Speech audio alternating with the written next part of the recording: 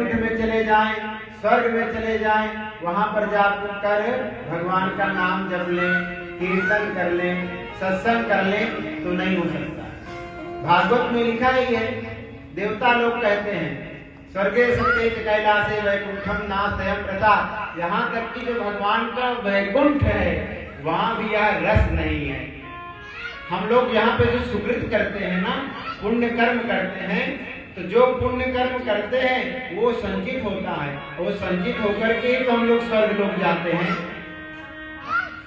आपको ऐसे ही माला पहना दी जाएगी आपको पुण्य का, और जब तक ये माला सूख नहीं जाएगी तब तक आप वहां स्वर्ग में भोग विलास करेंगे, आराम से सुख में रहेंगे।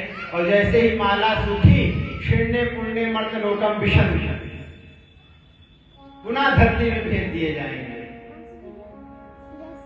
इसीलिए देवता लोग कहते हैं, अरे भारतवासियों आप धन्य हैं, हे ब्रज सुंदरे आप भी धन्य हैं, जहाँ पर भगवान का कीर्तन होता है, भगवान का भजन होता है। भारतवर्ष को विशेष कर बताया गया है। क्यों? यत्र नार्यस्तु पूज्यन्ते रमन्ते तत्र देवताः। भारतवर्ष की एक विशेष भूमिका है, विशेष प्रधानता है। क्यों?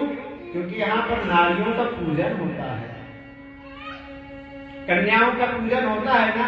अभी नवरात्रि लगी है, गुप्त नवरात्रि चल रही है।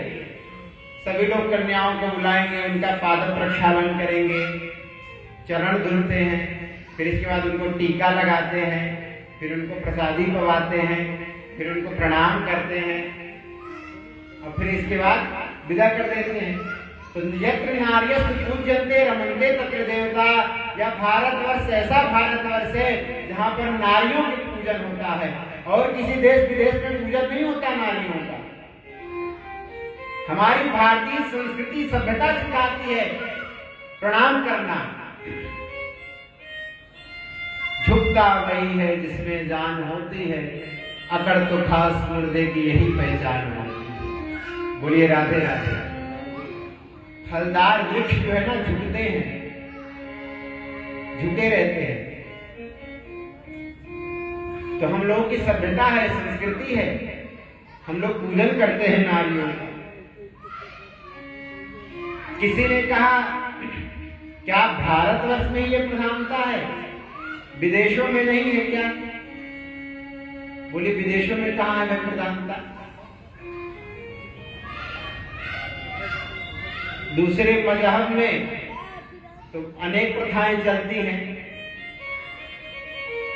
वहां पर ऐसी पर्दा प्रथा है कि देखना तो दूर, सब कुछ बंद है। बोलिए राधे राधे। केवल संस्कृति सभ्यता, पाद प्रक्षालन की, चरण स्पर्श की अपनी संस्कृति सभ्यता केवल हिंदू सनातन धर्म में है और कहीं नहीं है। एक बार धर्म सम्राट पूज्यपाद स्वामी श्री कर्पात्री जी महाराज किया बताइए कि जो ऐसा भारतवर्ष में क्या है जो विदेश में नहीं है। क्या विदेशों में भारत से अच्छी सड़कें नहीं हैं? क्या विदेशों में सुंदर इमारतें नहीं हैं भारत की अपेक्षा? ऐसा भारतवर्ष में है क्या जो देवता लोग बखान करते हैं? यहाँ तक कि विदेशी लोग भी आकर के हमारे वृंदावन आइए, प्रेम मंदिर हो गया, दाऊ जी का मंदिर हो गया, वहां पर अंग्रेज के बच्चे जो होते हैं छोटे छोटे, उनको संस्कार दिए जाते हैं, धोती पहनाते हैं, चोटी रखते हैं, तिलक लगाते हैं। वो लोग संस्कृति सभ्यता अपनाते हैं अपने भारतवर्ष में। तो धर्म सम्राट पूज्यपाद स्वामी श्री कर्पात्री जी से पूछ लिया गया कि बताइए क्या विशेषता है भारतवर्ष की। तो उन्होंने 4 चीजें बतलाई। पहला कि विदेशों से अच्छा भारतवर्ष की ये मानता है कि तत्र गंधवती पृथ्वी, यहाँ की मिट्टी में जो सुगंध है, महक है, विदेशी मिट्टी में नहीं है। आप लोग खुद विचार करिए, जो ज्योतिष शास्त्र है, वास्तु शास्त्र है, तो कभी कभी आप लोग किसी के यहाँ जाते होंगे, किसी आचार्य के यहाँ, तो लोग कहते होंगे अपने आंगन की मिट्टी लाना जरा, हम देख कर बताएंगे कि इसमें घर में क्या दोष है। मंगाते हैं ना, आंगन की मिट्टी लाना जरा, हम देख के बता देंगे कि तुम्हारे घर में क्या दोष है। वो महक, वो सुगंध केवल भारत की मिट्टी में ही है, विदेशी मिट्टी में नहीं है, पहला। दूसरा, बोले भारत के पुष्पों में जो महक है विदेशी पुष्पों में नहीं है। जो सुगंध है, जो महक है भारत की पुष्पों में, फूलों में, एक बार सूंघने पर ऐसा लगता है कि आहा क्या कहें।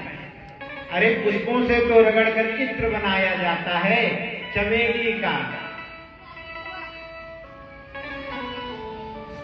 तो जो भारत के पुष्पों में जो महक है, सुगंध, विदेशी पुष्पों में नहीं है। तीसरा, करपात्री जी महाराज ने बताया कि भारतवर्ष में पीपल का वृक्ष पाया जाता है। प्रायः विदेशों में पीपल का वृक्ष नहीं पाया जाता है, केवल भारतवर्ष में ही ऐसा जो वृक्ष है पीपल का, केवल भारत में पाया जाता है। ये भारत की महत्ता है।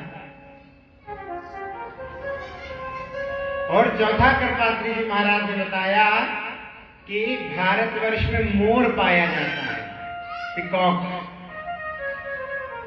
विदेशों में मोर नहीं पाया जाता है। और अच्छा, मोर की एक विशेषता भी है कि मोर जो होता है वो कामी नहीं होता। क्या नहीं होता? कामी नहीं होता मोर। मयूरः कामी न भवति। मोर कामी नहीं होता। अब आप लोगों के मन में शंका हो गई होगी कि बताओ, जब मोर कामी नहीं होता तो उसकी वंश वृद्धि कैसे होती है? मोर जब कामी नहीं होगा तो उसकी वंश वृद्धि कैसे होगी भाई? उसके बच्चे कैसे होंगे? सावन भादों का महीना आता है ना,